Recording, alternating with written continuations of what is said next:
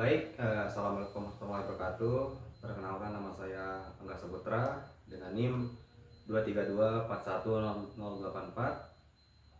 dengan Prodi Pendidikan Teknologi Informasi, Fakultas Sains Teknik dan Terapan. Di dalam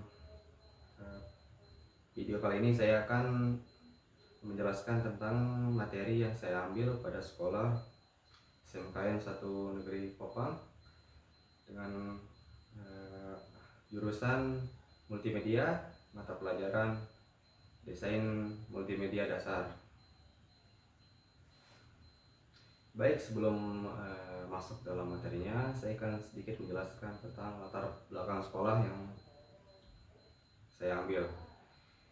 SMKN Negeri 1 Kopang ini merupakan salah satu lembaga pendidikan menengah kejuruan negeri yang berada di bawah naungan Dinas Pendidikan dan Kebudayaan Provinsi Nusa Tenggara Barat. Sekolah ini berlokasi di Kecamatan Kopang, Kabupaten Lombok Tengah, Provinsi Nusa Tenggara Barat, Indonesia. Didirikan pada tahun 2005, SMK Negeri 1 Kopang ini hadir sebagai upaya pemerintah dalam menyediakan pendidikan kejuruan yang berkualitas di wilayah tengah Pulau Lombok. Pendirian sekolah ini dilatar belakangi pertumbuhan ekonomi daerah melalui penguatan sektor pendidikan vokasi. Sebagai institusi pendidikan kejuruan, SMK Negeri 1 Kopang ini memiliki peran strategis dalam mencetak lulusan yang tidak hanya menguasai pengetahuan teoritis, tetapi juga memiliki keterampilan praktis sesuai dengan kebutuhan dunia kerja dan perkembangan industri saat ini. SMK Negeri 1 Kopang menyelenggarakan berbagai program keahlian, antara lain teknik komputer, jaringan, akuntansi, dan keuangan lembaga, dan rekayasa perangkat lunak, dan program keahlian lainnya. Melalui kegiatan pembelajaran berbasis kompetensi praktik kerja lapangan (PKL), program Teaching Factory, serta kerjasama dengan dunia usaha dan dunia industri, SMK Negeri 1 Kopang berkomitmen untuk mencetak lulusan yang kompeten, berkarakter, serta mampu bersaing di tingkat regional, nasional maupun global. Baik, kita akan masuk pada pembahasan. Di sini ada poin-poin yang saya akan sampaikan mengenai materi desain multimedia dasar ini. Yang pertama itu fungsi serta tujuan pembelajaran desain multimedia. Yang kedua, definisi dan sejarah multimedia. Yang ketiga, elemen dalam multimedia. Yang keempat, perangkat lunak esensial untuk desainer multimedia. Yang kelima, prinsip-prinsip desain multimedia yang efektif. Yang terakhir, kesimpulan. Baik, yang pertama, fungsi dan tujuan pembelajaran desain multimedia. Di sini fungsinya yaitu fungsi pembelajarannya supaya peserta didik memahami dan menerapkan prinsip desain grafis dan multimedia untuk menghasilkan karya visual digital yang kreatif, komunikatif, sesuai standar industri kreatif.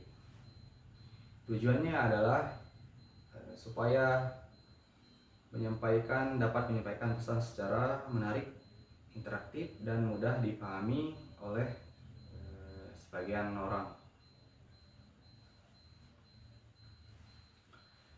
Lanjut, definisi dan sejarah desain multimedia.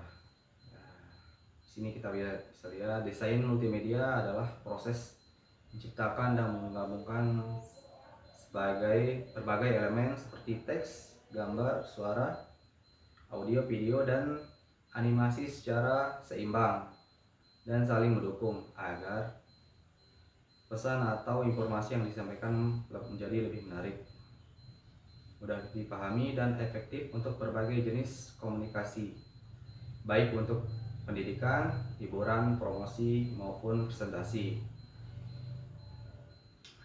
Yang artinya desain multimedia bukan hanya soal tampilan visual yang bagus, tetapi juga tentang bagaimana semua elemen tersebut bekerja untuk menyampaikan pesan secara jelas dan menyenangkan bagi audiens.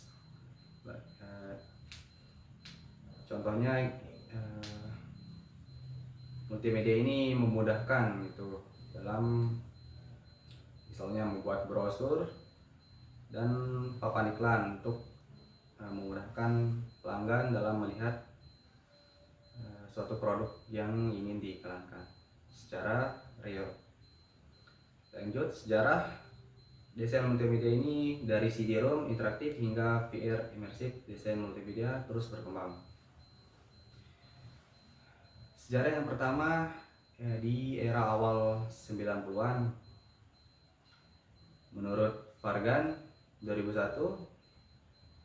dalam jurnalnya yang berjudul Multimedia Making Its Work. Multimedia pertama kali berkembang melalui CD-ROM interaktif. Digunakan untuk pembelajaran, presentasi, dan hiburan sederhana. Saat itu, media masih bersifat offline dan berbasis teks, gambar, serta audio sederhana. Yang kedua, era internet dan interaktivitas pada tahun 1995 sampai 2010. Menurut jurnal Thomas 2007, kemajuan internet memperluas penggunaan multimedia menjadi lebih interaktif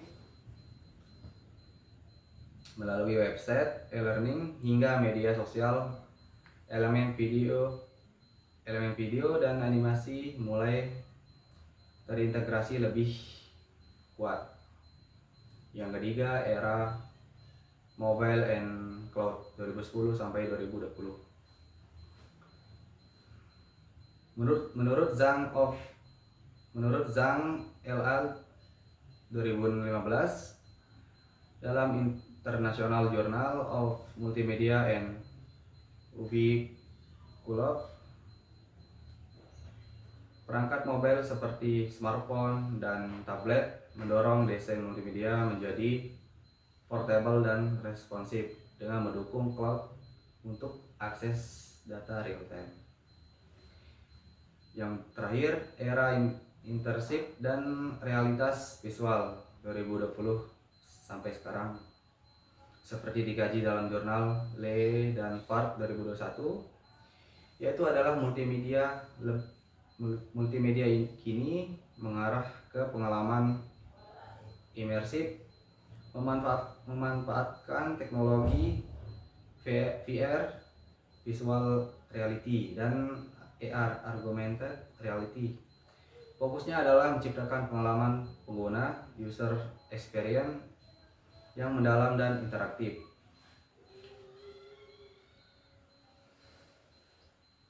Baik, materi yang ketiga, elemen kunci dalam multimedia. Baik, di sini teman-teman, yang pertama elemennya adalah teks, yaitu tipografi dipilih dengan cermat, hierarki visual dan keterbacaan yang optimal. Fungsinya menyampaikan informasi secara jelas dan terstruktur yang digunakan untuk judul, penjelasan, dan instruksi. Di dalam elemen multimedia itu teks sangat penting dalam menyampaikan suatu pesan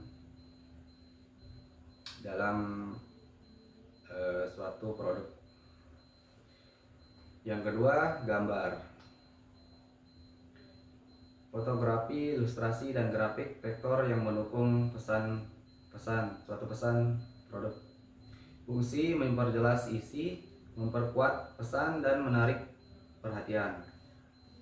Bisa menjelaskan suatu tanpa banyak kata.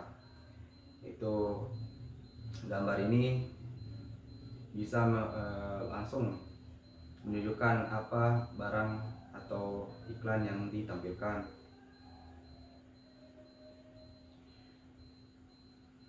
Yang ketiga, video. Video adalah video produksi, editing, dan kompresi video berkualitas tinggi. Seperti YouTube memiliki 2, miliar pengguna bulanan. Fungsinya menggabungkan teks, gambar, dan audio secara dinamis untuk menjelaskan suatu atau menunjukkan suatu dengan lebih menarik. Selanjutnya, animasi. Fungsinya untuk memberi efek visual yang hidup dan menarik, membantu menjelaskan proses atau konsep yang rumit dengan cara yang mudah dipahami. Dengan animasi ini, suatu yang terlihat rumit bisa dengan mudah kita pahami makna dan tujuan dari suatu yang dipromosikan. Yang terakhir, audio. Fungsinya untuk menambah suasana, memperkuat emosi, dan membantu pemahaman lewat suara atau narasi. Ya, audio ini sangat penting dalam suatu proses pembuatan video atau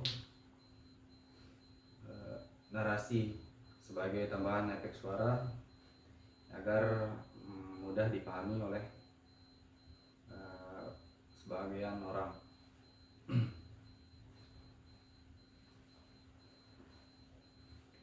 Lanjut, perangkat lunak esensial untuk desainer multimedia. Yang pertama di sini bisa menggunakan Adobe Photoshop, yaitu editing dan manipulasi gambar standar industri.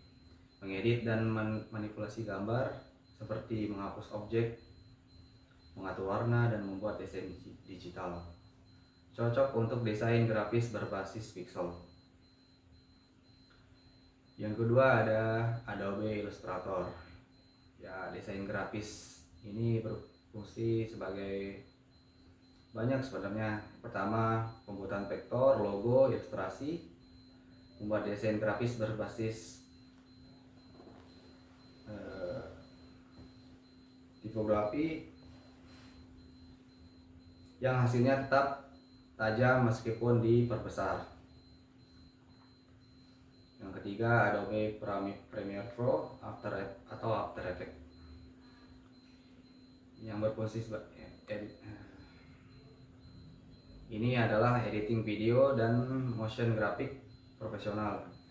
Premiere digunakan untuk editing video profesional, sedangkan After Effects untuk membuat motion grafik dan animasi visual yang kompleks. Lanjut, aplikasi Blender,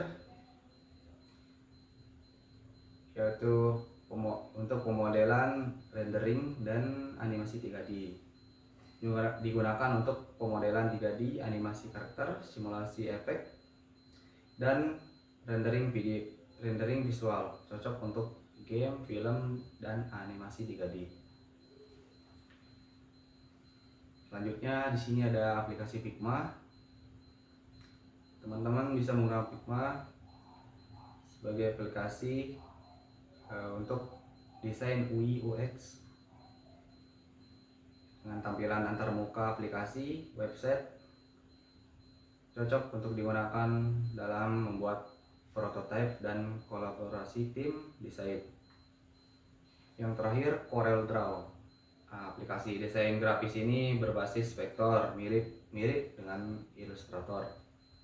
Umum digunakan untuk desain brosur, spanduk, undangan, tabel, dan kemasan produk. Sangat populer di kalangan percetakan. Lanjut, materi prinsip desain multimedia yang efektif. Yang pertama ada keseimbangan. Semua elemen seperti font, warna, dan gaya visual harus terlihat serasi dan konsisten. Contohnya menggunakan satu jenis font dan di seluruh halaman.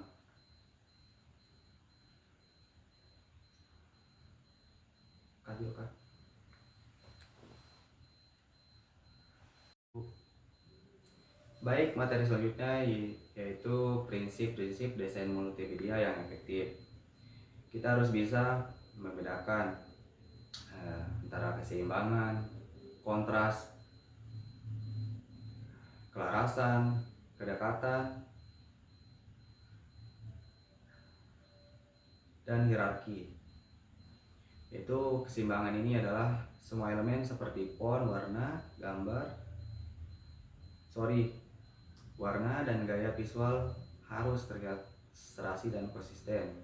Contoh, menggunakan satu jenis font di seluruh halaman, palet warna yang sama di seluruh slide presentasi. Yaitu kita harus konsisten dengan jenis font yang kita gunakan dalam misalnya membuat desain atau brosur. Harus yang tidak saling cekcok atau sangat tidak beraturan dalam penggunaan font. Yang kedua, kontras, menggunakan perbedaan warna, ukuran, dan bentuk agar bagian penting terlihat menonjol. Contohnya, judul putih di atas latar hitam. Tombol beli sekarang, misalnya tombol beli sekarang berwarna merah terang di antara teks hitam putih. Yang ketiga, kelarasan. Semua elemen seperti font, warna, gaya visual harus terlihat serasi dan konsisten. Contohnya menggunakan satu jenis font di seluruh. Yang terakhir, kedekatan. Elemen yang saling berhubungan diletakkan berdekatan supaya mudah dibaca dan dipahami sebagai suatu kesatuan. Contohnya warna produk, harga, tombol, dan tombol beli dikelompokkan bersama di satu kotak. Yaitu menu navigasi web disusun dalam satu bisnis berdekatan. Baik, yang terakhir di sini kesimpulannya, desain multimedia itu adalah suatu keterampilan visual krusial di era digital yang terus berkembang saat ini. Dengan kemampuan beradaptasi, berinovasi, dan terus berkembang, Anda dapat meraih peluang karir yang luas di berbagai sektor dan industri kreatif. Teman-teman bisa bangun portofolio yang kuat dan jaringan profesional yang luas untuk mencapai kesuksesan dalam bidang ini. Baik, untuk memenuhi materi pada video kali ini, di sini saya akan memberikan tugas 5 contoh soal bisa dikerjakan di rumah teman-teman.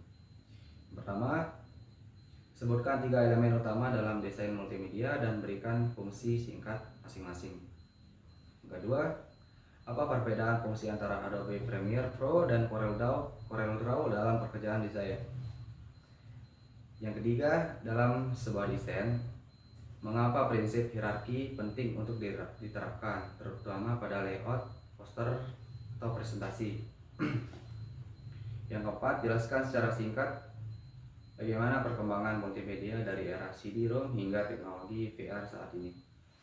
Yang terakhir, seorang menggunakan warna mencolok untuk tombol utama dan menempatkan dekat dengan deskripsi produk.